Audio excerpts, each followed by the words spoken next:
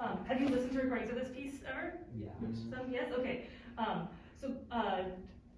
done this in some of my ensembles. Like, a really fun way to rehearse is like everyone bring a different recording that you like and listen to it together and decide like what kinds of articulation do we like, what kinds of dynamics do we like, what kind of shaping and phrasing do we like, things like that. And one thing I think that might help y'all to get to more of like a Mozart-y kind of sound is getting the bow hands all flexing a little bit more. A lot of Mozart is very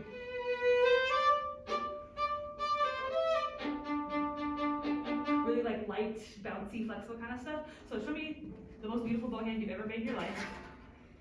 Yeah, make sure your thumb is bent underneath there. I know cello is on a little bit more, but still everything curved and convex. And for upper strings, even when with pinky on the stick, not straight, but outwardly curved still. And then, can you give it some flexy munch? Yeah. Yeah, so make sure underneath there your thumb flexes and unflexes. Make sure your pinky flexes and unflexes. If one thing stays straight while everything else flexes, it's gonna like roll or pivot or do something weird. So if you get that flexy business going, especially with your hand pronated or tilted over on the stick a little bit more, it'll give you some of that lateral movement, but also some of that vertical movement that you need to make things light. So this is gonna seem kind of silly, it's gonna sound gross, but park your bow on the D string, kind of close to the frog, and see if you can move your bow using only the flexing and unflexing of your fingers. Yeah, good job, really nice flexing. Yeah, see if you can get your pinky to curve a little bit so it's not locked, and likewise with your thumb. If they're locked, then it limits mobility. And so make sure when you're in a down bow direction, when your fingers go straight, when it's an up bow direction is when it flexes. Try that again, it's gonna sound kind of gross. Yes, there you go. I know that seems like it's kind of a silly exercise, but when you have legato stuff, that's gonna smooth out the edges of the long notes. And then when you have like shorter eighth notes,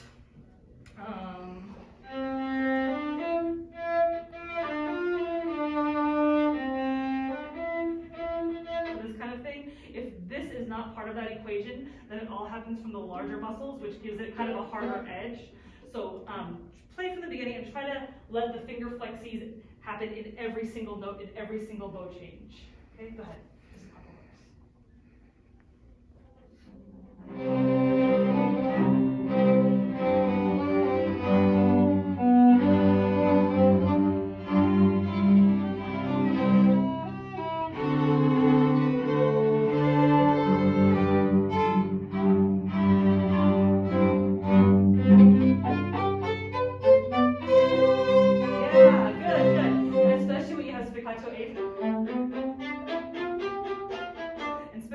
It's like vibrato for the right hand. It'll take some time to get in there, but let this be a part of every bow stroke that you do.